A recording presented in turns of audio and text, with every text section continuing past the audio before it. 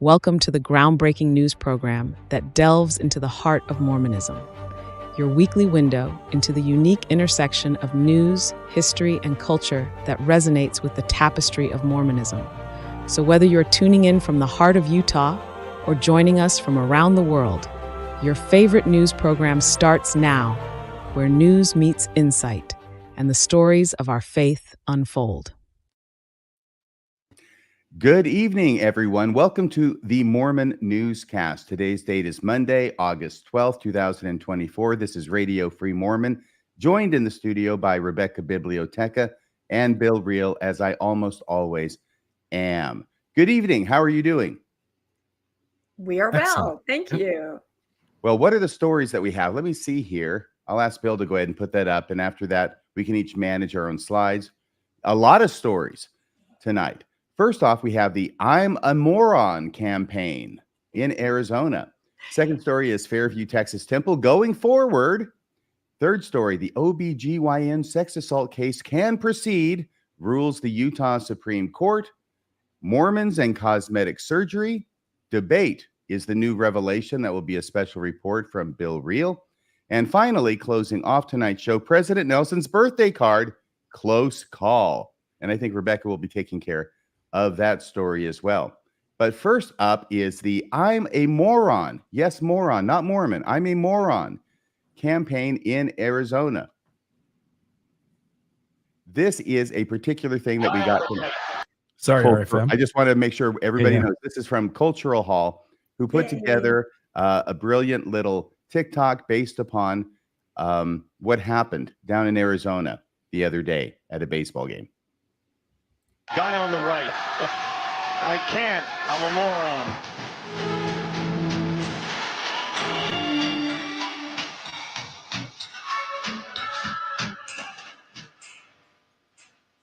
moron. Metro Phoenix, home to the Arizona Diamondbacks, and about 300,000 Mormons. On July 29th, the Diamondbacks took on the Washington Nationals at Chase Field, and they were getting their ass kicked 6-0. But sometimes the stars align, and a perfect moment is born. That's what's about to happen. As the game returned from a commercial break, the camera panned to a bunch of teens, yucking it up in the bullpen. That's when, depending on your view, commentator Steve Berthume either won the World Series of Funny Comments or made the biggest gaffe of his career. The guy on the right. I can't. I'm a moron. There it is on tape and everything. And in another fortuitous stroke of luck, this all happened on Mormon night at the ballpark.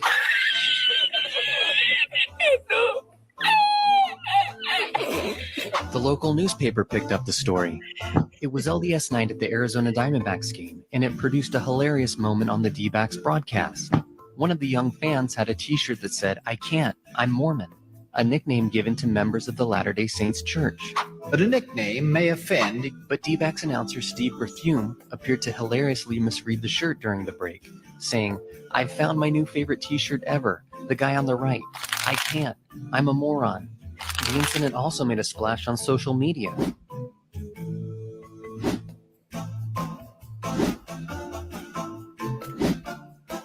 And the I'm a Moron kid's mom even got in on the action. A couple cool Mormons even commented. But of course, this Mormon had to be a Debbie Downer.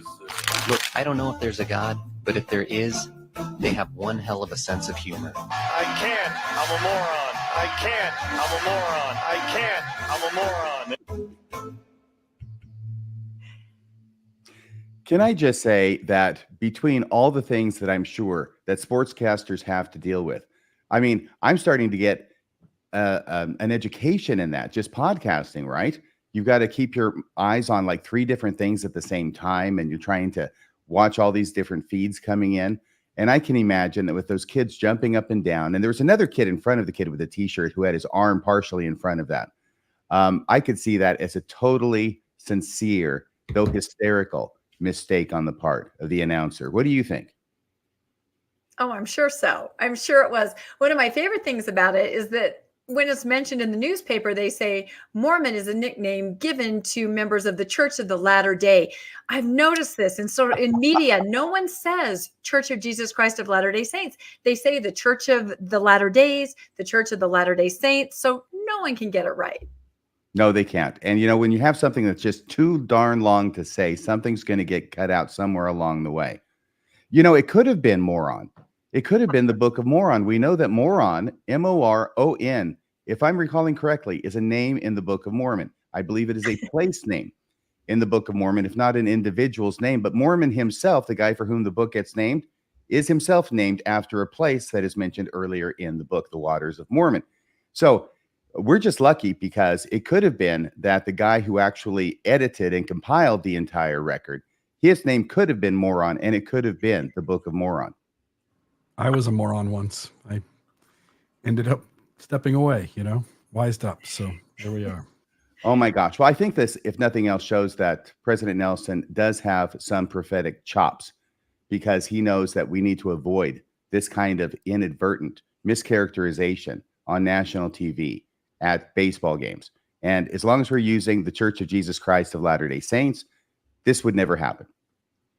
That's true. We need to avoid the appearance of moron. I think that's the important thing to remember. Yeah, it should have been, I'm a member of the Church of Jesus Christ of Latter-day Saints. Of course, that would have been a wraparound t-shirt. All right. So what is the next story? Oh, it's about the McKinney, Texas temple located in Fairview. There it is. That's right. I guess you want me to touch on that, huh? We've been talking about it so much. So hopefully most of you watched our broadcast last Tuesday night in lieu of our Monday night broadcast. It was, I think, where did it top out at? 5.5 hours long or something like that? It was incredibly long. I believe it was after midnight in Texas. Yep. It was very long, but it was, I would say, revelatory, right? As far as the events that happened. And most of you probably already know that the 7-member Fairview Town Council voted to not approve the conditional use permit, meaning at this point, the temple cannot go forward. But they did it without prejudice, which means that tomorrow or the next day, the church could bring back a new plan and they would vote on it again. Their other options were to just say, hell no, nothing, not ever, or yes, go ahead, or you're going to have to wait a year to bring something back. But they very kindly said, we've given you our parameters, just bring something back. So the very next morning, this happened Tuesday night on the 6th, the very next morning by registered mail, a notification arrived, sort of a statement saying that there had been a violation of, some perhaps Texas religious freedom laws. I don't know exactly, but 2 individuals looks like are going to perhaps sue the town of Fairview. And so I think, RFM, you can explain it a little bit with more legal ease than I did. I was kind of hemming and hawing.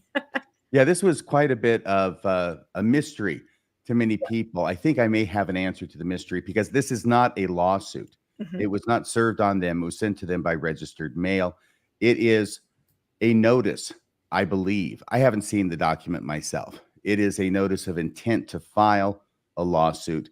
When you are dealing with suing a government entity, such as a city or a town or a county or the state, you don't just file your lawsuit, as much sense as that might make. There are certain steps that you have to go through. You have to go through before you file your lawsuit. And here, for instance, in Washington State, I was involved many years ago with a suit like this, where you have to file on the county what's called a tort claim. And that has to be filed within a certain period of time after the incident that you're complaining about. But you have to do that before you file a lawsuit. In fact, the failure to complete one or more of these steps is required by statute. And I looked it up there in the Texas statutes as well. I sent it to you, Rebecca. I think it's 101.101 sub A in the Texas Civil Procedure and Remedies statutes. But what it says is that if you're going to sue a city, you have to serve on them a notice of intent to sue. And then you have to do that within 6 months. Of course, the day after is definitely within 6 months. They're not wasting any time. 6 hours. Yeah, that's going to have to be there for a certain amount of time. I'm not sure exactly what that is, before they can then move forward and file their lawsuit. This is so serious that if you were to fail to do one of these steps when you're suing a government entity, you could get all the way down to the end, get your award, and get it thrown out because you failed to do this. Oh, wow. Well, thank you for helping us understand that. Yeah. And as the Mayor Lesnar, said on, I can't remember if it was a broadcast or a news article, but he said these are individuals that are suing or have the intent to sue. They're individuals. So we're going to have to wait and find out more about that. But there was a quote that Mayor Lesnar gave that I thought was pretty much summed up the whole thing after the meeting and everything that went on and everything leading up to it. He said, "It's very difficult to deal with them," Mayor Lesnar told me this week, referring mostly to the Utah-based LDS leadership. "The reason being simply is God told them to put it there. How do you argue with that?" Well, you're not supposed to argue with that. You're just supposed to bend the knee and kiss the ring. Bow your head and say, yes, this is the way you're supposed to respond to anything that God tells his prophet must be done. Yeah. I love that picture that you got there. Yeah, that's my AI of God kind of putting a temple down wherever he wants. Yes, even as big as he wants. As big as he wants, wherever he wants. Because if you are a religious building, it doesn't make any difference what the code says. You can build it as big and as high as you want. That appears to be the position of the church. Yeah, that's the claim. All right. So take that to its logical end. I mean, what if you wanted to build a skyscraper that's 572 stories high? What if you wanted to build the Tower of Babel and go as high to the sky as you could? If that excuse works, churches with $265 billion could build whatever the hell they want, wherever they want. I know it was a very long meeting and I was awake for parts of it, but I think I recall the mayor making that point exactly, saying if we were to allow that, what's next? What's next? What comes next then? You can build it as high as you want, if it's what you're saying. And any religion can do it. This doesn't just apply to the Latter-day Saints. So all of a sudden it's a free-for-all. And by the way, since time immemorial, churches have been competing with each other based upon the height of their steeples. It is a long and time-honored competition. It'll probably be in the next Olympics. Like breakdancing, right? Have you guys seen that? Oh my gosh. You have to the look it ladies up. are calling. They want their Olympic medal back. They want their medal back. Well, and one other point about this is I think everybody should be very nervous where this idea that your civic codes, your zoning can be overridden at any minute by any religion. That is not a great precedent, and that can lead to places I don't think we want to go. So there's a bigger picture here. Yeah, and I think that the courts, when this does get into the courts and they do file their lawsuit, may indeed come to that kind of conclusion. I think this is set up for the city to win. Yeah, we can hope. All right, is the next story ready? Oh, that's me. All right, so we have a big story that came out. I think it came out last Friday. The court, that being the Utah Supreme Court, rules that an OBGYN sex assault lawsuit can move forward. This was a bit of the story that came out on Friday morning, Friday, August 9th. Lawsuit against Provo OBGYN can go forward after all. It's by Becky Bruce, news director of KSL. Here's a bit of what she writes. Salt Lake City, 94 Utah women who say the OBGYN they trusted to provide them with medical treatment and who instead sexually assaulted them will be allowed to sue him, the Utah Supreme Court ruled Thursday. So this is just a little bit complicated. I'm going to lay it out here and see if we can make sense out of this in the few minutes that I'll be devoting to this story. At issue is malpractice, i.e. medical malpractice, what doctors do when they go oops and something bad happens, medical malpractice versus sexual abuse. Attorneys for the Provo OBGYN, David Broadbent is his name, contended the women's lawsuit should be dismissed because it more squarely fits under the state's Malpractice Act. They argued the women failed to meet pre-litigation requirements for a malpractice case. Let me say here that a malpractice case, one of those pre-trial things you've got to do is there's some procedure that you have to do involving a medical board with certain people that you have to meet in front of before you can get a result. I think you have to try and basically moderate the case before you can file the lawsuit. That was not done here. And in a different realm, like when you're filing suit against the city, there are certain things you have to do before you file suit. Otherwise, it's going to be thrown out. This is one of those things. If it's a malpractice suit, this case, I believe, got dismissed because they had not done the things that were necessary pre-filing in order to qualify it as a legitimate malpractice suit. But these are the attorneys for David Broadbent, the OBGYN. They argued the women failed to meet pre-litigation requirements for a malpractice case. In 2022, a 4th district judge, that's the trial judge, agreed with that argument and threw the case out. Hence, it got appealed up to the Utah Supreme Court. Last Thursday, the Utah Supreme Court overruled that decision. It was a huge decision with huge effects and ramifications, even though it seems like such a little thing on its face, malpractice versus sexual abuse. And I went and did some research on this case, and I went back a couple of years, February 22nd, 2023, a year and a half ago, when this case was initially thrown out, because there was some reporting that was done at the time, which helped lay things out much clearer than the news articles that I read, which were kind of perfunctory, dealing with the fact the Utah Supreme Court had reversed this decision. This is an article from February 22nd, 2023 by Jessica Miller, the Salt Lake Tribune. And it states a number of things. First off, there's a picture of David Broadbent, the OBGYN, who is the defendant in this lawsuit. At 19 years old, and this focuses on Stephanie Mateer, who I believe since has married and has a different last name, but Mateer is the name as of this article. At 19 years old and about to be married, Stephanie Mateer went to an OBGYN within walking distance of her student housing near Brigham Young University in Provo, Utah.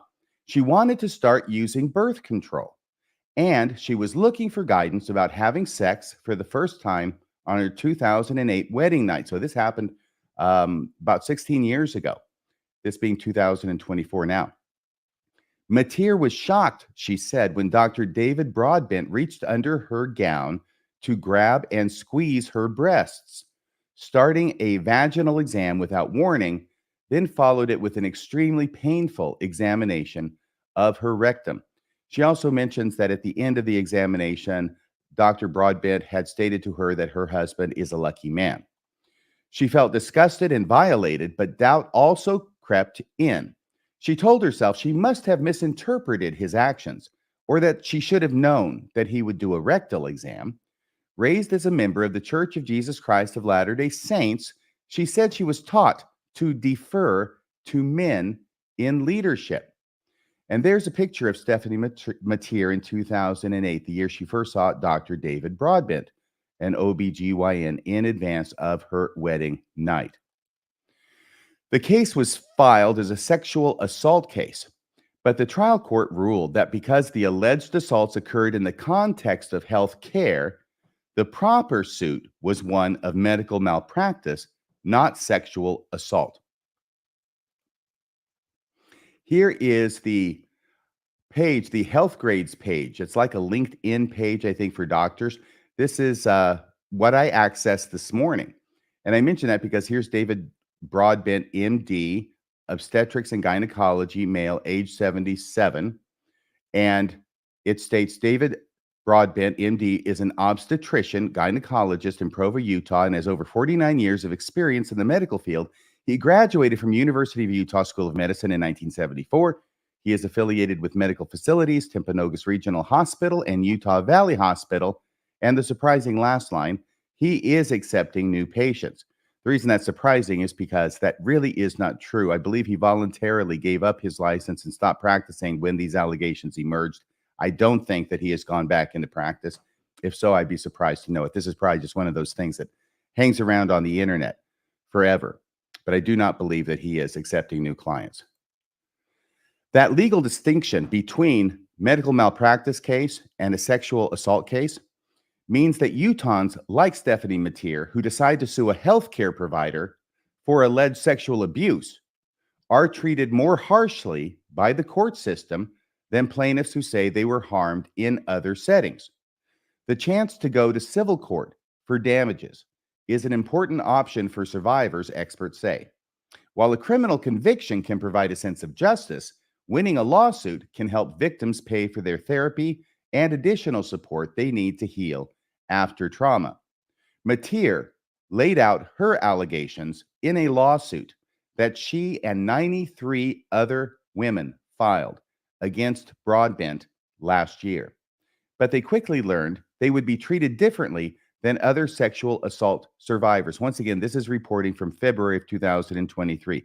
This was when the case was initially dismissed at the trial court level, and then it was appealed up to the Utah Supreme Court. Here's another picture of David Broadbent. Mateer had gone to Broadbent in 2008 for a premarital exam. And I've got to tell you, this was complete news to me. I had never heard of a premarital exam in my life before reading this article and talking to Rebecca Biblioteca, who's actually the one who clued me in. And I'm definitely going to want to get some of her insights into this, because I understand that she was aware of David Broadbent from the time that Rebecca was at BYU, and a number of her friends went to see him as well.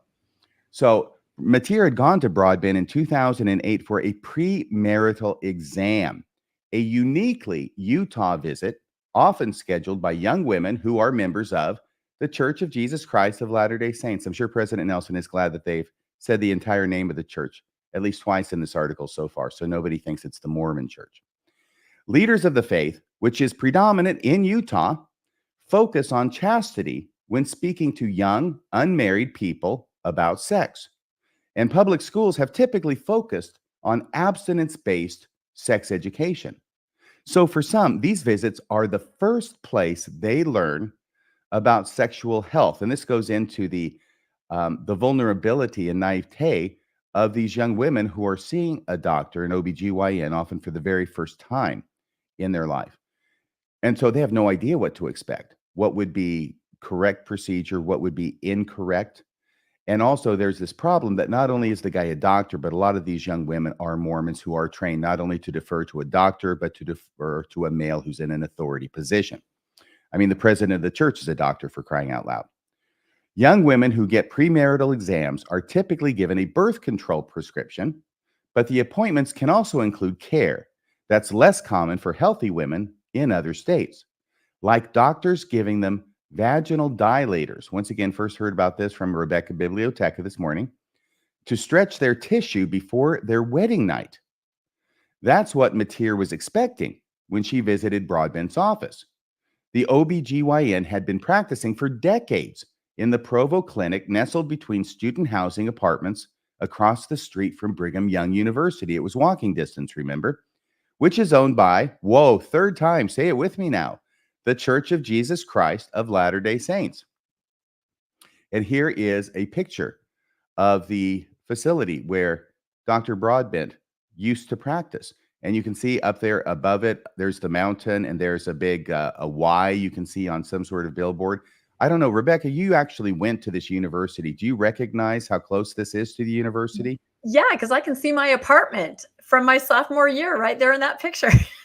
Can you see Russia from your front porch? I probably can. Yes. No, it was just a few blocks from, I believe, the freshman dorm over that direction. But yeah, it was right there next to campus, which is why so many people went there, because in the 80s and 90s, a lot of people didn't have cars, believe it or not. You know, you would maybe have one car between you and all your roommates. And so definitely something within walking distance was something more desirable as far as an appointment.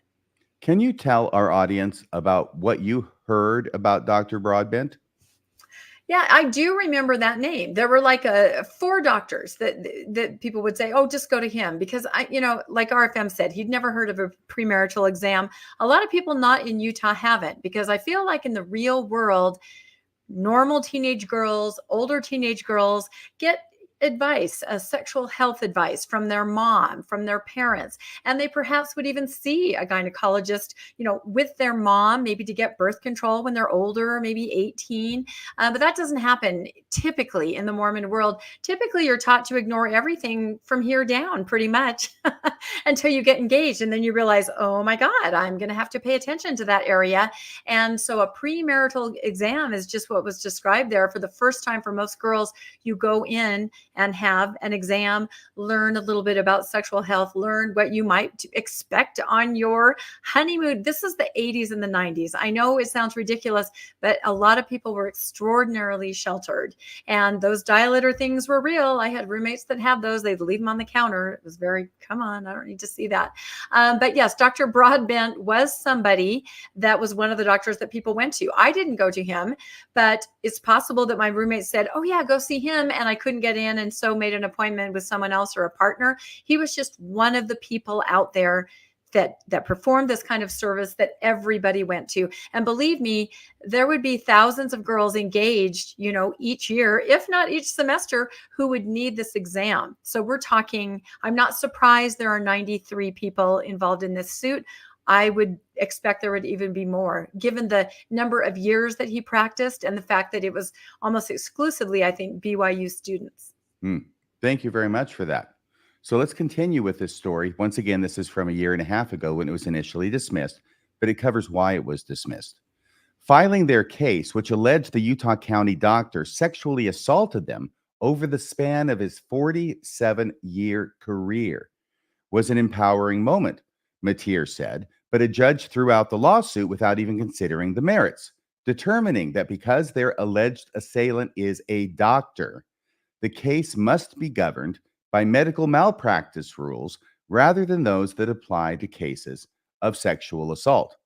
Under Utah's rules of medical malpractice, claims made by victims who allege a healthcare worker sexually assaulted them are literally worth less than lawsuits brought by someone who was assaulted in other settings.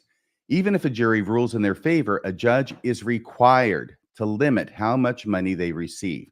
And I believe it has to do with cutting it down to $450,000, regardless of how much the actual award may have been. And this is part of the, what was it called? It had to do with medical malpractice legislation. It was a big deal back in the 70s and the 80s, maybe in the 90s, and trying to limit or put a cap on in certain states the awards that people could get from suing their doctors. Mainly because if you get a huge award, ultimately, those end up getting passed along to other people. It raises the cost of healthcare. So there's arguments on both sides as to why you should do it or why you shouldn't. But that's why. That's why it is that the judge has to do that in a case like this. So if Stephanie Mateer had filed a lawsuit, had gotten a $3 million, a $5 million award from the jury, then the judge would immediately have to cut that down to $450,000. So that's what that's talking about. And they must meet a shorter filing deadline. It's 2 years statute of limitations under the medical malpractice statute. So you have to file a lawsuit within 2 years. And that could leave a lot of people out of it. I mean, obviously, Stephanie Mateer would be out of it. She's alleging that this happened in 2008. So her 2 years would have probably been up in 2010, unless she can get by with an exception. All right. Now, something really important happened in this case with Stephanie Mateer is that she was interviewed on Mormon Stories a couple of years ago, and you can go back and listen to that. And this is where she comes out publicly, not only with the allegation that she was sexually assaulted, but also with the doctor's name being David Broadbent. In December 2021, she, Stephanie Mateer, spoke out on Mormon Stories, a podcast where people who have left or have questioned their Latter-day Saint faith share their life stories.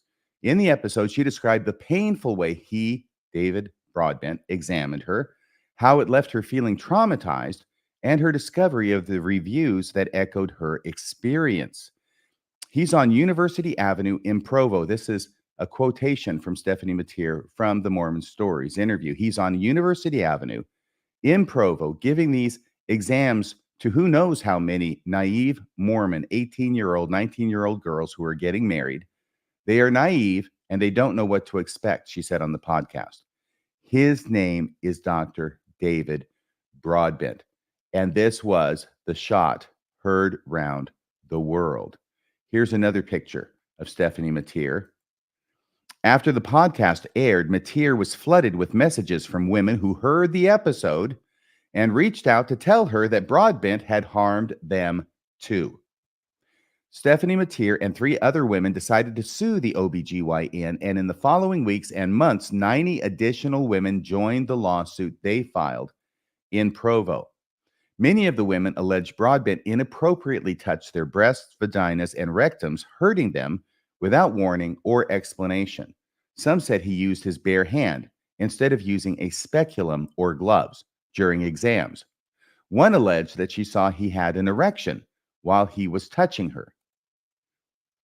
And there's a picture of David Broadbent in front of the building where he had his practice for 47 years. I don't know that it was all 47 years in that building. If their case was considered medical malpractice, they would be limited in how much money they could receive in damages for their pain and suffering. If a jury awarded them millions of dollars, a judge would be required by law to cut that down to $450,000. There's no cap on these monetary awards for victims sexually assaulted in other settings.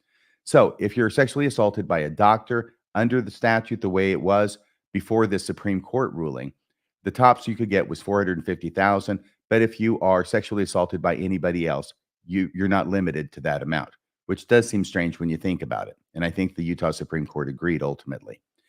The shorter 2-year filing deadline for medical malpractice cases can also be a particular challenge for those who have been sexually abused, because research shows that it's common to delay reporting such assaults. Here was an earlier headline from the Salt Lake Tribune before they got up to 94 women and it was 83. Don't let him touch me. 83 women say Provo OBGYN sexually abused them. And it also adds that Provo police are also investigating the doctor according to public records requests. I believe the stories that I saw indicated that he had finally been charged with 1 count of something sexually related, sexual abuse or something like that in June of this year. So just a couple of months ago, I believe it was, he finally was charged with 1 count. But last week, the Utah Supreme Court put all that to rest by ruling Dr. Broadbent did not have to be sued for medical malpractice and could be sued for sexual assault, just like anybody else. The case has been remanded to the original trial court for further proceedings. In other words, for the original sexual abuse lawsuit to continue to trial.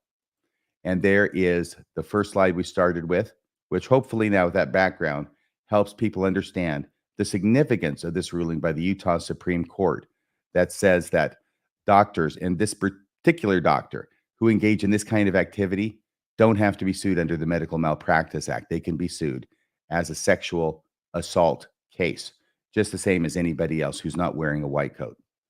Any thoughts from you, Bill, on this matter? Yeah, the only thing I would say is that, as you pointed out in the data there, women, men for that matter too, but women primarily, when sexually assaulted, often there's a large time gap before they feel safe enough or courageous enough to step forward and to say something. There's a lot of shame and fear, and in some of these situations, sort of not really knowing how these kinds of appointments. Again, Utah is the only place in the world that seems to have these. When you guys were telling the story, I was reading a couple of other articles on premarital examinations, and each of them said this is sort of an anomaly that was invented in Utah. And I guess what I'm trying to say is that I'm glad that this is the way it worked out, because sexual assault victims should have more time to move past whatever obstacles there are that keep women primarily from stepping forward and being able to raise a hand to what happened to them. And so I think kudos to the Utah Supreme Court. Yeah, 2008 is when Stephanie Mateer says that this happened to her. And yet I don't believe she went public about it with anybody or filed any kind of a claim or charge or report until she shows up on Mormon Stories in December of, 2021 or 2? I can't remember. But anyway, basically over 10 years later. And once she did that, that opened the floodgates of all these other women who had similar experiences with the same doctor, who now, because of that, I believe, found the courage that they needed to come forward themselves. Yeah, I think sometimes it's hard to admit to yourself that something happened as a woman. You think, I don't want to make a big deal out of this. Maybe it isn't what I thought it was. You always second guess yourself. And especially as time goes by, you put it behind you and you second guess and you think, I'm sure that wasn't it. And especially in a professional setting like that, where you do defer to the patriarchy like that in a medical setting, you do kind of tell yourself, I'm sure that was just fine. And I think it isn't until maybe you mention it to someone else. I remember reading this story articles months back where somebody had talked to their husband about it. And he's like, are you kidding me? That happened? Why didn't you tell me?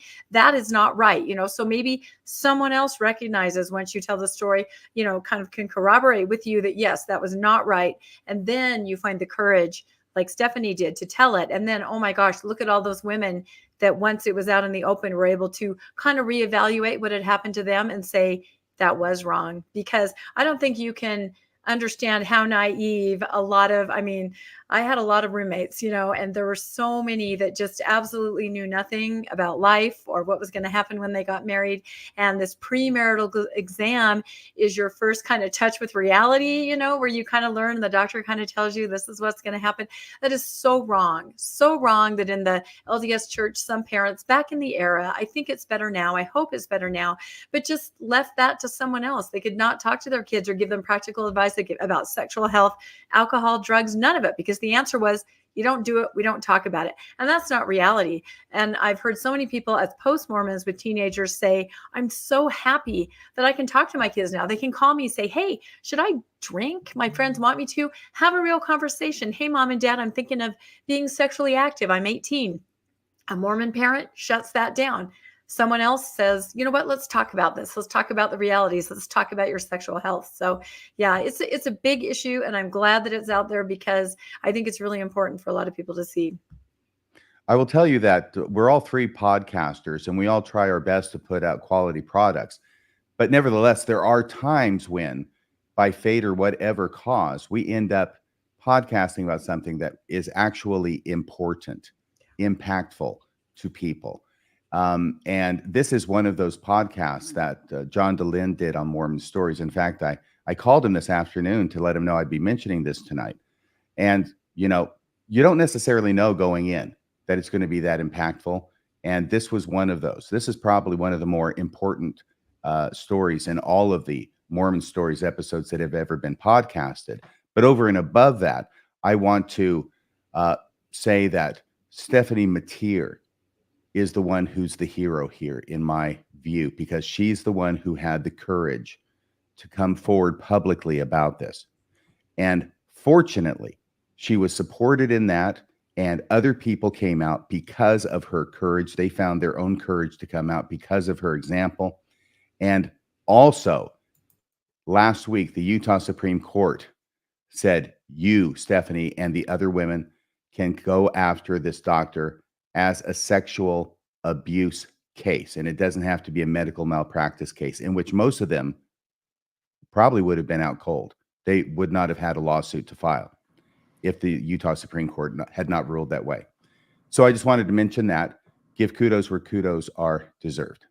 And I just want to add one other thing, which is, I don't think people realize how high the numbers are. I think the data, and again, don't quote me to being exact, but it's somewhere around this. 33% of all women have been sexually abused.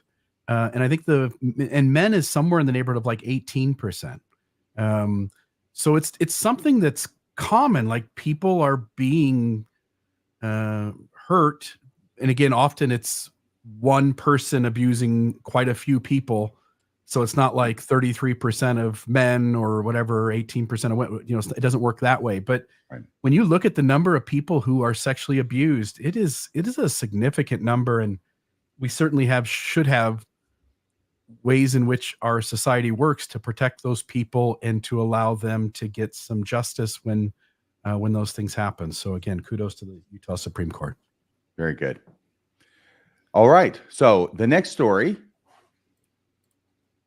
Oops, sorry. I was rolling the window down while you were rolling it up, Bill. I think this is Rebecca's story.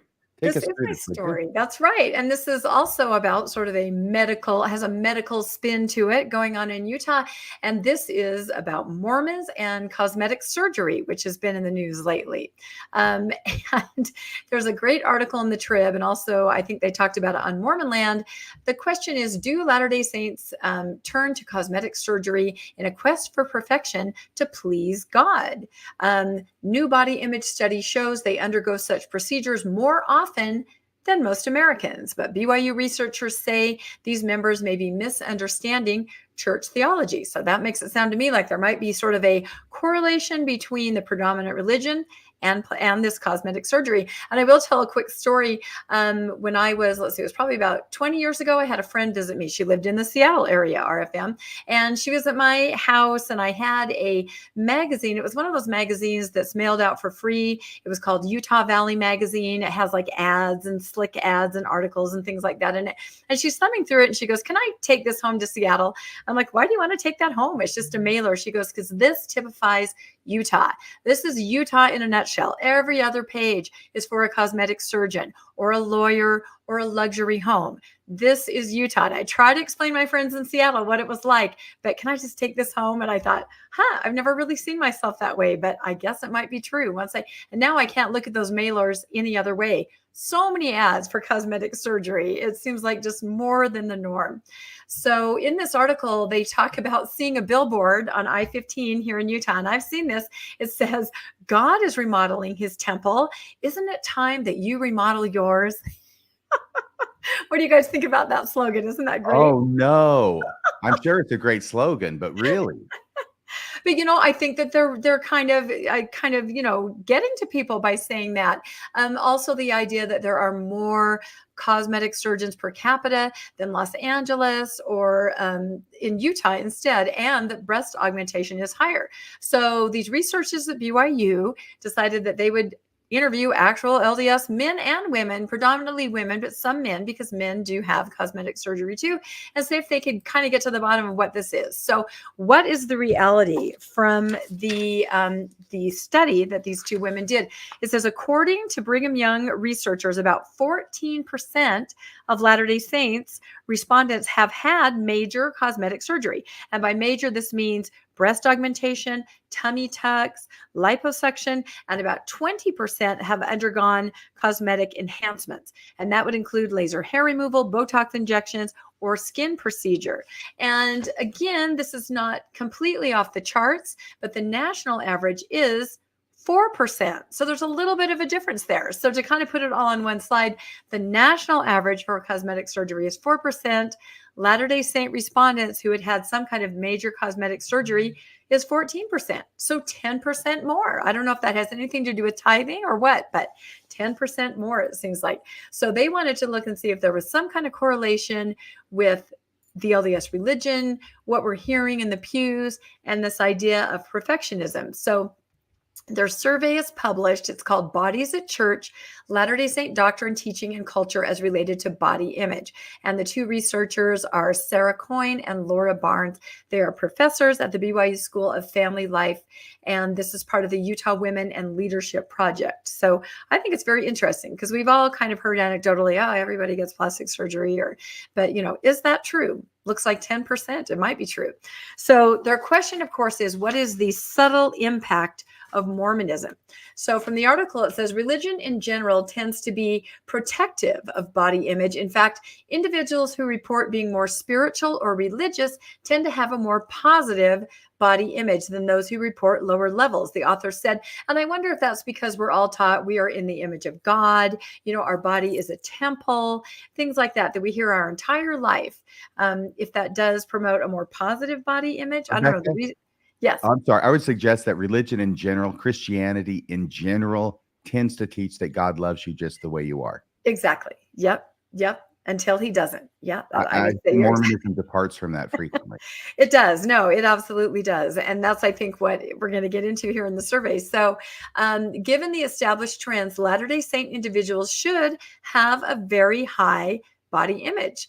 Individuals who are regularly engaging with cosmetic surgery or enhancement to improve appearances, the researchers observe, despite Apostle Jeffrey R. Hollins, I can't even say it, guidance to, I'm sorry, it's covered up by a slide here. Let me see if I can read it. His advice is to, luckily I print things out, not be obsessed with tucking and nipping and implanting and remodeling everything that can be remodeled. Now that seemed interesting to me as advice from Jeffrey R. Holland, because wasn't there something a couple years ago where he appeared at conference and suddenly seemed very refreshed? Do you remember this? People were talking about this, that he seemed to have a different little bit of a look, especially under the eyes. So people were wondering if he perhaps had a little procedure. Rebecca, can I just say that when Jeffrey Hollins puts it this way, what it is, the interpretation that I take away from it, and I think it's quite obvious from the way he says it, is that what he's not saying is don't do any plastic surgery. What he's saying is don't take it to an extreme. And once you give permission and say don't take it to an extreme, well, now you've made it subjective. And anybody who wants to do it is going to go ahead and do it. Maybe even he did it a little bit himself. Yep. And again, we should say there's absolutely nothing wrong with that. It's a very personal decision, a personal choice, and anybody can do whatever they want. But I think the researchers wanted to find out if there was some kind of undue influence or pressure that was perhaps influenced people as they made this very personal decision that just should be you, right? You and your partner and, you know, whatever, or just you, but not certainly some pressure that you, outside pressure that you feel from words of a prophet, words of an apostle, people at church, anything like that. So the Tribune article was really good. And there was a really, really good comment from Maria123. And I just thought, I've got to read some of this because she did a really good job of summing up everything that I was trying to put together. And she says, multiple prophets and apostles have mandated that Mormon women repeatedly keep yourself attractive. And this turns normal aging into a moral failure for Mormon women. Yes, it does. Once you get to be a certain age, right? The perfection thing isn't a myth. It's a prophetic mandate. The young women of the 80s and 90s, when church leaders were openly saying this stuff, are now in their 40s and 50s. And the great point that she made is that those young women in the 70s and 80s are now raising their daughters with perhaps the same mindset ingrained that they may not even realize they have in the 90s and the 2000s. So it's something that's kind of pervasive. So Maria pulled out a couple quotes, and I did too. Here are some pictures of, let's see, we've got Spencer Kimball on the left. These are them, the prophets as young men. We have President Benson in the middle. We have the very dapper with the twinkle in his eye, even then, Gordon B., right? Same twinkle right there. He looks so cute. All I can say is if I were a woman and I weren't around, I should be in love with Gordon B. Hinckley. I feel like you might have had a man crush on him back in the 90s. Do you think? Yeah. Perhaps. So anyway, President Kimball said in the 70s, I tell young women who seem to have missed their chance for a desirable marriage that they should do all in their power to make themselves physically attractive. So here you go. The words of the prophet, God's mouth, prophet's ears to the young women. You better be physically attractive. President Benson in 1988 said, keep yourself attractive. And Hinckley, of course, said, make yourself attractive. So we definitely got this message, although at the same time juxtaposed with modesty. You know, be attractive, but not too attractive. And don't be attractive in an immodest way. It was very hard to balance it, and you often would get it wrong, right? And then you'd get shamed by your peers. I'm sure that none of us can forget this, right? The young single adult devotional where our good old Elder Ballard made this comment. And I have to say, I can't find this footage anywhere. It seems to have disappeared. Maybe you guys know where it is, but I do have this transcript. This one looks like Elder Ballard and Todd Christofferson had a baby. Huh? At least I got AI to have him, put lipstick on. I was pretty impressed with what they said. They added some nail polish too. Nail polish too. And anyway, it matches the tie. It makes that tie pop. And they nailed it. Rather than have Jesus on the walls, it's got more apostles on the walls. Do you know what? I feel like AI is getting more, it's really honing its ability to portray Mormonism. So anyway, he said to young single adults, and this was less than 10 years ago, he said, and every time we look at you, I know that you're just waiting for me to talk about marriage, aren't you? Of course we are. I will not want to disappoint you. I just simply say to you, brethren, wake up, open your eyes and look around a little. And you beautiful girls, don't wander around looking like men, put on a little lipstick now and then and look a little charming. It's that simple. I don't know why we make this whole process so hard. So his advice is, just make sure you glamour up, right? Glow up, everybody. So there you go. There were several other quotes like this, but for the sake of time, I won't share them. I do, however, want to show this, just a clip. This is a movie called Fat Fighters. It's kind of an informational film made at BYU in 1971, where you have some co-eds that would like to lose some weight are being strongly encouraged to lose some weight by their peers and their church leaders.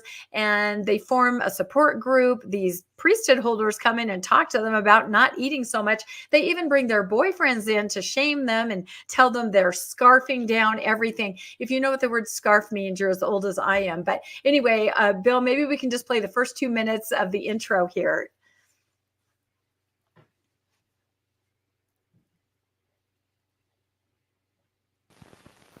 I like red licorice, and I just like regular food, just cornbread, biscuits, and beans, and fried chicken, and, just food. I eat too much, too often. When I get nervous, I eat, and when I'm depressed, I eat, and I just eat anytime. Well, I don't like myself fat. I really, in fact, I could say I hate myself, and I feel really self-conscious around other people. I feel like everyone's watching me, and I feel like, a fat person just isn't lovable. My parents are overweight.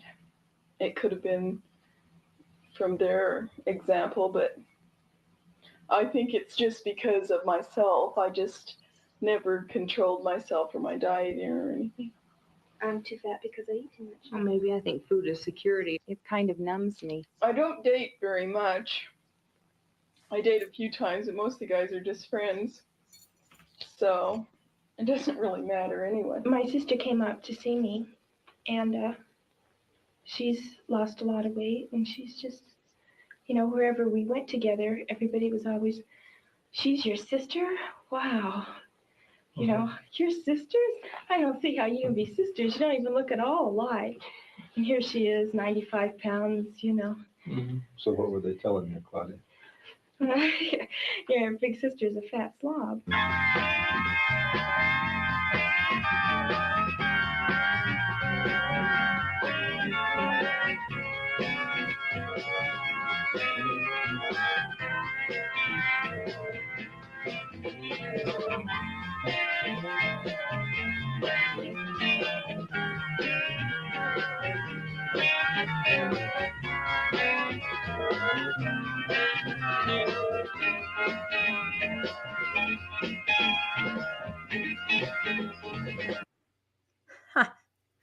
Yeah, so that's the kind of movie they were making at BYU. And as you watch the whole thing, you can find this on a channel called Hard to Find Mormon Videos, where they have all these old films that you may remember from the past. You can also find out on Mormon movie reviews with Dave A's. He has a channel too where he reviews all these old films. But it's interesting because as the film goes on, it's not about the health of the girls. It's about the fact that they're not dating and they're not married. That's the concern. That's why they need to lose weight. And like I said, they sit and they go through sessions with priesthood leaders who ask them, why are you doing this? What's wrong? I don't know if anybody's trained to talk to these girls, but the final scene, several of them have managed to lose some weight. Some are dating, 2 are engaged. So complete success story. But again, the focus is not on their health or well-being, mental well-being. It's all about how you look. And as the one girl said, who didn't look overweight at all to me, a lot of those girls are just fine and normal. My sister's 95 pounds, she's the one that's cute. So yeah, that ideal, that's rough. What do you guys think about that film? Well, I don't watch TV as much as I used to when I was a teenager, but wasn't there a popular TV show on rather recently called The Biggest Loser or something? I've seen every episode. Yeah. You have? Yeah. So, and that's about losing weight, right? Yeah, it's like that. Exactly. Yeah. And it was people popular. through hell. Yep. So we still have it with us. We still have it with us. That's exactly right. But I think they tried to focus a little on health, I think, or at least give health and exercise tips. And so I don't know. I guess the idea is this is from BYU, and they talk about the pressure at school, the pressure to be thin, the pressure to be perfect. And I think that's what we're talking about here. I agree. And I think that it's very pragmatic from the church's point of view. I don't know that they care how much the co-eds weigh, as that they're not getting married. Yep, exactly. The only thing I thought it was at least a little humorous that the one female is sitting and eating something during the interview. It was a salad. It was a salad. That's my other complaint. Some of them were eating healthy food, you know. You have to eat. And then we get during the interview with Rocky, it's working out, but with these gals, it's every the eating montage. Oh, it gets worse. Like they go to the refrigerator and there's like this whole pie, and they just start eating. I'm thinking, this is not realistic. Come on, I was a co-ed. That's not realistic. So, and what's interesting is in the comments on one of these platforms that I told you this movie is available, somebody commented and said, you know what? I was brought in at the end as a ringer on this film back in the day because nobody lost any weight and they needed to show somebody who had lost weight. So I was brought in as a girl who had lost weight. And it's true, in the final scene, there's a girl sitting there who you haven't seen through the entire episode. And she's going, yeah, I feel good. And I lost weight. Well, she was a ringer. So there you go. It was a 95-year-old little sister. It was the 95 pound. Anyway, we digress. All right, let's go back to our nonagenarians. The nonagenarians, that's right. All right, let's put the slides back up and I'll finish up here. Finish strong. Okay, so religious reasons for cosmetic surgery, right? So one woman who underwent nose surgery and breast augmentation told researchers, I prayed. I asked God if it was the right thing to do. I felt very comforted that it was right. And there was nothing that I was doing to offend God. And the researchers did discover that there was this religious impulse that impacted individuals' decisions and their need for perfection. And again, I think, if you're LDS, you're going to pray about every major life decision. Where should I go to school? Who should I marry? And this is something that's a major decision, a personal decision. So you're going to pray. But the concern, of course, is this idea of perfectionism. I've lived in Utah County, the heart of Mormonism, for years and years. And there definitely is, I kind of make the joke that there's kind of a hierarchy in the ward. Like I was always in Scouts, right? I had all boys. I was the Cub mistress. I was that person. And I'd go to the church on Wednesday nights for Scouts and young men and young women at the same time. And the young women leaders would walk in and it was like slow motion, hair blowing back, they were just perfect. And I'm guessing they were kind of called to their callings to be an example to the girls because I've made the joke, they look like Twilight vampires. They were just, wow. And I was over in Scouts, covered with mud, wearing denim, going, oh yeah, those girls, they'll never talk to me. So I think in some cases that does exist. And I don't know, maybe you can say in the comments if you know what I'm talking about, but I think it's there where you see people all the time. You're living right on top of each other in a neighborhood, in a ward, and you see them constantly. And so there is a constant comparison. It can be physically, it can be financial, it can be who's more of a spiritual giant. And I'm not saying that men don't have this issue too, because, they can also feel, physically, there can be something that they want to work on, or I think it's more financially with men, but there's comparison, at least in my perspective, living in the heart of Utah County. So, it's interesting on that last slide that this one woman who prayed about it felt that there was nothing that she was doing that would offend God. She probably doesn't know that God is actually in favor of cosmetic surgery. In fact, God had the Virgin Mary get cosmetic surgery before he married her. That's little known fact. That is true. You're right. You can find that in the Journal of Discourses. I know what you're talking about. That's exactly right. But it does bring the question up, and people have said this before, you have cosmetic surgery. And if Mormons are having more than others, we believe in the resurrection where you will be returned to your perfect state when you were 32 years old. That's what my parents told me. I don't know if it's still 32 years old, but it's supposed to be 32 years old. So does that mean that suddenly everything that you had done and paid a lot of money for just kind of disappears? I don't know. Yeah, I don't know that would rise with you in the resurrection, but who knows? I'm not an expert on that. Maybe I don't know either. Maybe it's what you choose. Like Jesus gets to choose to have the wounds of the nails in his hands and in his feet with him in the resurrection. Maybe you can choose whether you keep your plastic surgery. Maybe you can say, taking the nose, didn't like what they did with my brows. I'll definitely take maybe we can pick and choose. I don't know. We're supposed to be happy in the next life, so I'm sure it'll all work out. Meg Ryan will be losing a lot of that. They did touch on the idea of modest is hottest, because, of course, that's ingrained into Mormon culture. When asked about the language of modesty, the participants described feeling judged Absolutely. Some 30% see modesty as having a positive impact and on their own body image, but 47% report it as negative. And that itself is its own podcast, the modest is hottest issue. And just the idea with this absolute obsession with modesty. I was once in a dressing room at Kohl's, and there was a mother and a teenage daughter in the dressing room next to me, and they were trying on clothes and shoes. And the mother kept saying, "Those shoes aren't modest.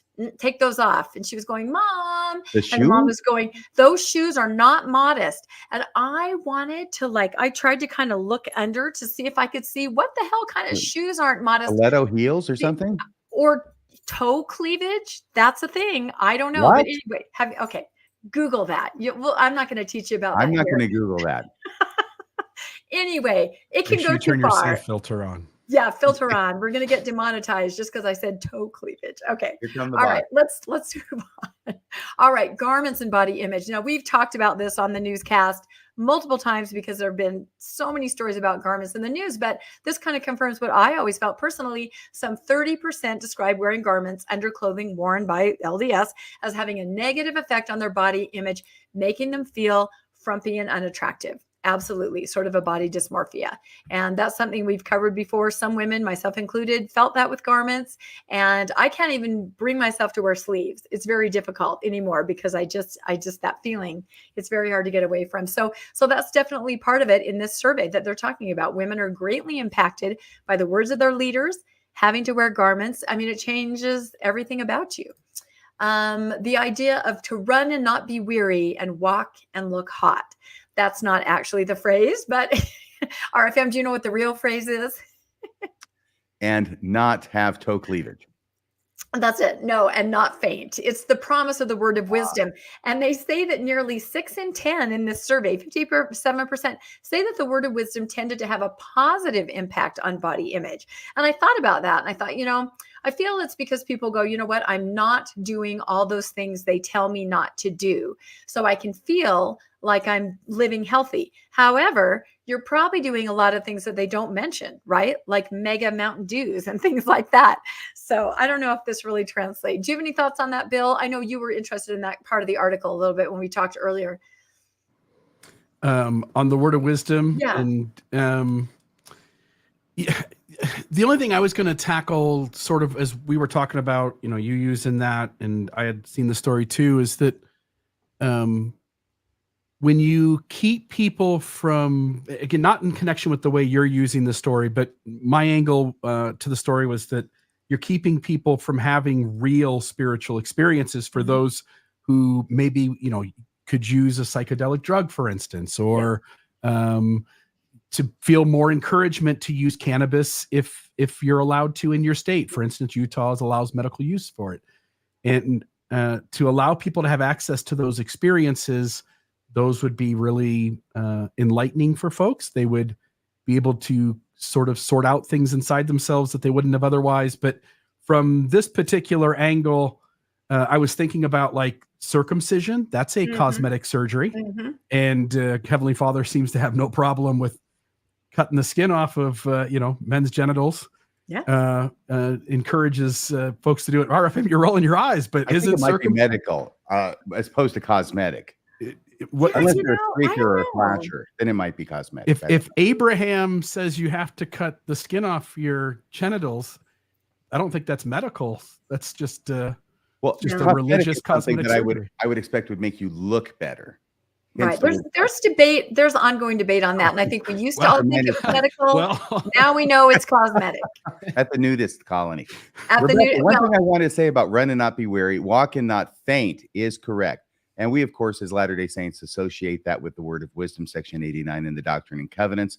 However, it's good to keep in mind that this is not original to section 89. It is actually borrowed from Isaiah, this phrase. And I think everybody knows if anybody knows Isaiah, they know the phrase from chapter 40, but they that wait upon the Lord shall renew their strength. They shall mount up with wings as eagles. You remember that one from verse 31, which then continues. They shall run and not be weary, and they shall walk and not faint. I think in a few more weeks, you guys will learn to not ask me questions about your articles. I It's love supposed the to be answers an that you give. ongoing I love your dialogue. insights, though. We have to include each other, even if it takes 5 hours. No, I'm totally kidding. Well, and I do think, speaking of circumcision and the resurrection, I've said this before, it's going to be a lot of butterfly foreskins flapping around looking for their owners. That's what I think. You're going to get hit in the head with one if you don't watch out. They're going to be everywhere. So, Especially the ones that David collected and oh Samson. gosh, yeah, that's right. They Okay. had big foreskin collections. Me, it was comic books. Them, it was foreskins. Who am I to judge? He was only to each asked to their get own. 100 and he brought back 200. So. That's because David was an overachiever. I was just going to say that. Can you All imagine right. emptying the bag out and some of them are sticking at the bottom and you got to reach in and Yeah. Yeah. And this is a good book to read, and other books are banned. Yeah, this is great. This is absolutely great. So I think in a as- former life, I was the guy who had to count the foreskins. 143. I picture like the That's count, one right? On second. Sesame Street. 1 foreskin, Yeah, that's right? what they didn't say one 2. Mississippi. They said one Philistine foreskin, 2 Philistine foreskin. 300 Philistine foreskin. Yeah. Okay. Now we're really jumping the shark. All right. As we finish the article, they also touched on diversity issues. For many beehive state, culture is viewed as being particularly toxic in terms of body image, especially given that it is far less diverse. And this is true. There is one look, as I have in the picture here, that seems to dominate the landscape right there. So it can be difficult when there are questions of diversity. And again, that could be its own podcast too. So what can we do about this scenario? As we finish up the article, there are some positive practices that we can do here. We can engage in open conversations about how church practices, such as garments, the word of wisdom, modesty, are related to body image. I feel like we do that here on the newscast. We've covered all of those topics and probably will again. You can emphasize acceptance, love, and warmth over any outward appearance. You can focus on attachment to God as a primary way to reduce body image concerns. That is my picture of Barbie Jesus. I hope nobody thinks that's It's Barbie sacrilegious. Jesus. I have It's one Barbie question about Barbie Jesus, and it's Yeah, not what's- about toe cleavage. Well, you've got to let it go. He's got to Seriously. be We're- circumcised, right? We're going to talk after the show. Yeah. Okay. Can you mute him, Bill? All right. Also, celebrate and encourage diversity. That's a good one. And focus on principles. Oh my gosh. Can any of you guys read that under the slides? Oh, No, I can't principles read anything. of Under the, modesty instead of practices. That's what it was. Yeah. Instead of just saying, you shouldn't wear this, you shouldn't do that, which in my day, that was it. I mean, I've said this before. I was once accused of being too tan and it was drawing attention to my body. I mean, how humiliating is that as a 15-year-old who's working out on the church welfare farm every Saturday? Thanks, Dad. And that's why I was tan. Okay. So who said that you were too tan, and who's a leader, unwanted a attention were you young drawing? men's youth leader told me. A youth leader, that means a grown-up guy. A grown-up guy told me that the guys were talking about how tan I was. So there you go. Yeah. So what? It was You're rough to be supposed a young carry woman in the carrot 80s. all around? They told me to stay home until I was paler. So there you go. Anyway, I think that's the end. Is that the end of my Wow. story? It is the end of my story. So that's it. So that's the scoop on Mormons and cosmetic surgery. And a lot more none of you asked to hear. So, It was a fascinating story. and I think we Still have waiting to Bill find now. out what toe cleavage is. Oh my gosh. Okay, so is the next one? Is that you going to be I you, think it's Bill? Bill. Yeah. It Bill is up is. to bat at the Arizona baseball game. Before I jump into this, though, I just want to say, in regards to those old Mormon movies, my favorite one is the old lady. She's got to be in her 80s. She does the mailbox one too, but Oh yes. it's where she has these like 10 kids in her room, and everyone touch my hand. Now you've touched the hand that touched the hand Oh my that God. touched the hand of the prophet Joseph Smith. And I always imagine they cut out the very next scene because it's not there, where the parents rush the kids to the kitchen sink and tell them, gross, wash your hands. Put your hand in the hand of the yeah, exactly. No, seriously, if you guys really want to kind of relive your youth or my youth, go to Hard to Find Mormon videos or to Mormon movie reviews. They're really good. They both have all of these old, what you used to see at church or be able to check out from the meeting house libraries back in the 80s. And some of these are old, like from the 60s, and they have a disclaimer on them that say, although these were produced by the church, we know they no longer represent our views because there's some wacky stuff in there. So Well, Cipher in the Snow, was that a famous one? Cipher in the That's one of Snow? the more mainstream ones. That was shown, I think, in like elementary schools, kind of like Johnny Lingo. Cipher in the Snow is where the boy was ignored to the point where he literally fell off a school bus and died. These movies were terrifying. They often involve death, usually the death of a mother or a parent, to get that strong emotion. And that's why it's interesting to watch these. I'll build you a rainbow. That's what I'm saying. The mother died, and it was just okay that she died. It was always okay that the mother just kind of died. She wasn't there, and everybody felt bad, and then they moved on. It's kind of like Disney movies, same way. I used to know how to sing that in Japanese. Yep, always a widow. So it's interesting. All right. So this was based on a Salt Lake Tribune article where they're just having a conversation about how Revelation isn't what most members think it is, where God shows up in the room. Instead, it's 15 old guys just arguing over something until the majority of them think that something should change. So here it is. In the Salt Lake Tribune's recent exploration of Latter-day Saint history, they note that the 1978 lifting of the priesthood and temple ban for Black members was not the result of a single divine revelation, but rather a process of prolonged debate and consensus among church leadership. The ban, which prevented Black men from holding the priesthood and all Black members from entering the temple, was officially lifted under President Spencer W. Kimball, marking a pivotal moment in the church's history. Author Matthew Harris, in his book, Second Class Saints, details how this so-called revelation was more about discussion, external pressures, and internal debate, rather than a dramatic, singular divine event that Mormons often think of when they think of revelation. Harris suggests that this process of debate and eventual consensus has broader implications, especially as the church grapples with the modern issues related to gender and other social roles. The research challenges the notion that significant changes in church policy require dramatic divine mandate, pointing instead to the power of discussion and the need for humility in distinguishing between human-made traditions and divine doctrine. This method of decision-making through debate and consensus, rather than direct revelation, is not new within the Latter-day Saint tradition. In fact, this is how church leaders have historically made significant doctrinal and theological shifts all along its near 200-year history. For example, the church's decision to shift from describing Native Americans as the primary descendants of the Lamanites to merely among the descendants was made after DNA evidence contradicted earlier teachings. Revelation wasn't needed, they simply had to pull their head out of the sand and notice that the current beliefs and doctrines and theology didn't match up with science. Similarly, the church has recently downplayed the idea that exalted Latter-day Saints will receive their own planet, a belief that was once widely taught. They changed it not because revelation occurred in the room, but rather because of embarrassment and trying to look more mainstream.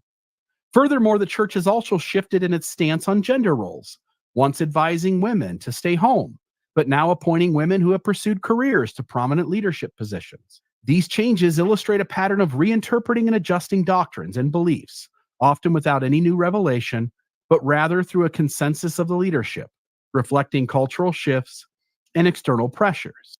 This historical context reminds us that many of the doctrines we consider to be divinely mandated may in fact be more reflective of human tradition than most believers realize.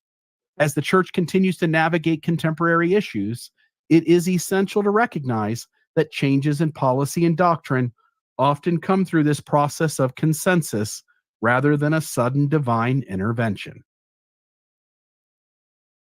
And all I'll say here is Matthew Harris is saying something, and the Salt Lake Tribune's picking up on it like it's this ingenious observation. And the reality is that the two of you know as well as I do, and pretty much anyone who's stepped away from the church, and about half the church on the inside now recognizes that this is the way it's always been.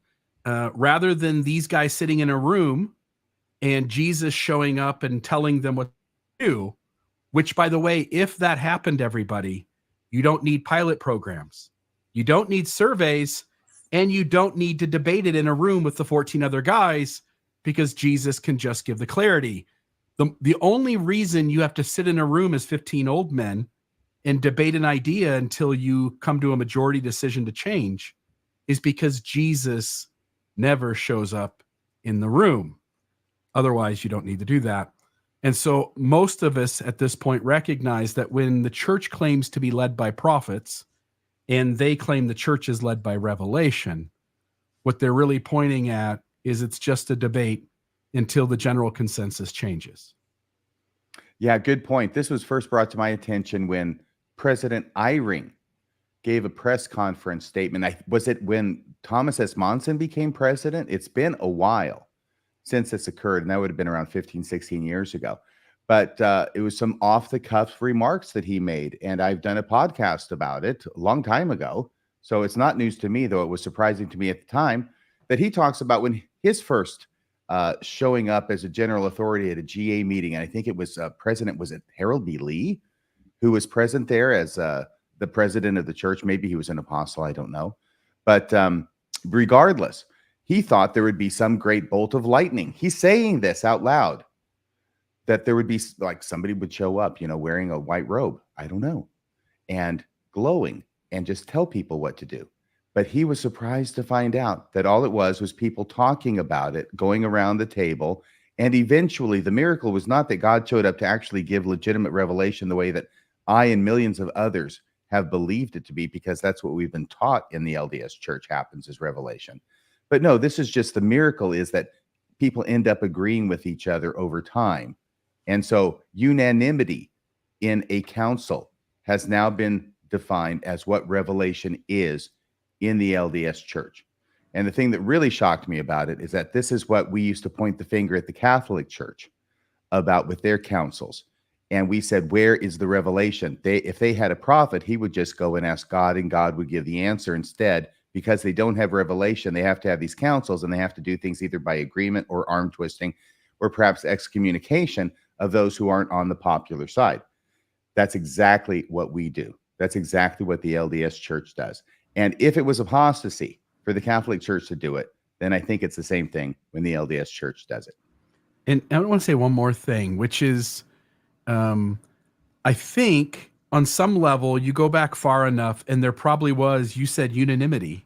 There probably was that sort of requirement, but even that is so difficult to reach that at some point the church implements what's called the apostolic charge, where Hugh B. Brown says, the way the church works now, every one of us, when we're called into the apostleship, we accept an obligation, which reads, and I don't have the text in front of me, but essentially it's that when we debate as the top 15 leaders in the church, whenever there is a change made because the majority have come to a new decision, it is everyone's job in that room to walk out of that room as if it was unanimous and to carry it forth as if everyone is on board with it. And so even when they do make a change, you now have no guarantee that all of them are on board. And even the ones that say they're on board, there's no guarantee that they actually were, because they promised to pretend they're on board even if they're not. Which, now that you say this, and I've heard you say this a number of times, Bill, because we've had this discussion, it's surprising that part of the apostolic charge, at least since the times of Hugh B. Brown, is that you agree to lie under certain circumstances. Right. That's exactly what you agree to do. Yeah, that's the secret sauce, I think. And it is. It's just 12 angry men sitting there, and you must agree. So the person who holds out the longest, people have to agree with him. Although there's a hierarchy, there's lobbying, there's filibustering, there's all, and probably a lot of people asking for pudding. I don't know how long these things go on. But the bottom line is, it's not a way to do it, because it manipulates people. Think about the priesthood ban. Think about the B1 concert that we've talked about before, where President Oaks got up and said, God is the one that won't let us lift this ban. And people feel that way, right? And they think it's God that's stopping them from getting all the blessings that they are entitled to. Instead, it's just 12 angry men sitting in a room trying to, outthink each other, out-talk each other. And finally, the social pressure, the surveys, the control groups, the things that they do to try, probably watching post-Mormon content. I'm not kidding. Sometimes I think all of us drive it more than we think we do. And that's what makes the decision. But the common member, I think, thinks that Jesus does come down and have a seat at the table. So it's disappointing when you see behind the curtain. Can I just say, and I'm not going to go over this whole thing, but I did a podcast about this before I showed my face. Yes, the good old days. And it was about have the apostles seen Jesus Christ?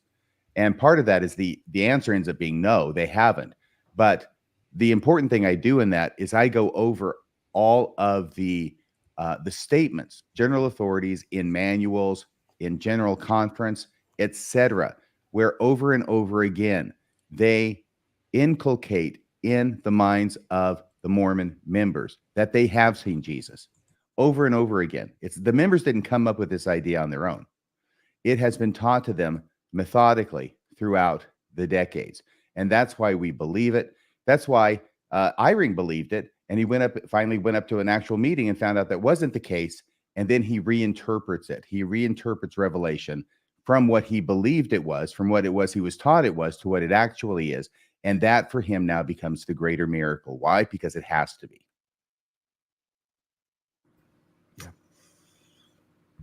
Yep. I think we have one more story. I think we have my little tiny last one. Little tiny last story. Little tiny last one. Yeah. As we leave, in parting. That's right. Okay. So you guys cannot have missed this, that it is President Nelson's 100th birthday coming up on September 9th. I'm taking odds on whether he's going to make it. Oh, yes, we have heard there are some health concerns there, and that even Wendy is not following her normal schedule to perhaps care for him. So we don't know. We're seeing what's going to happen. But way back months ago, or a couple months ago, they announced that they were going to try to beat the Guinness Book of World Record for the most people signing a birthday card. This is a very exciting event. They put out a link where people could sign. They also had a giant youth conference where they you can see the picture there. All the kids are signing the card. It was extremely exciting. And they put out a big announcement that said, we did it. We got it. We're in the Guinness Book of World Record. I think it was 100,000 people they were going for. But I, of course, say we did it. Or did we? Because on the day of this youth conference, August 3rd, when everybody was signing the card to meet the record, I got a very strange email because I'm still connected to my stake email. And I got an email that said, urgent, we need help. It said, let's see if I can read this. It's very small, but this came to me personally. And it said, no, I'm going to read it. Yes. Happy Sabbath Eve. This is in the spirit of the Olympics and records and in an urgent request from Elder so-and-so, our area president. And when I hear urgent, I'm thinking something's happened in my stake, right? Is there a humanitarian need? Has there been a flood? Urgent, right? Is going out from the area rep. So I'm paying attention. Something's happening. This isn't just urgent need to clean the building. This is something else.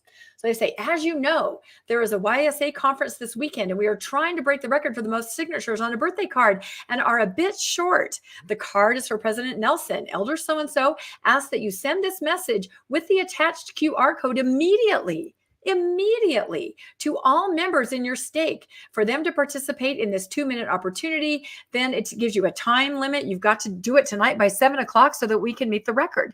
So I also received this email. Other people sent this to me saying, have you seen this? And I got it myself. So what do you guys think about this? Not enough people signed it with that initial article. Not enough people signed it at the YSA, and they use this rhetoric of immediately, you've got to sign it. It's absolutely urgent. That just struck me as really funny.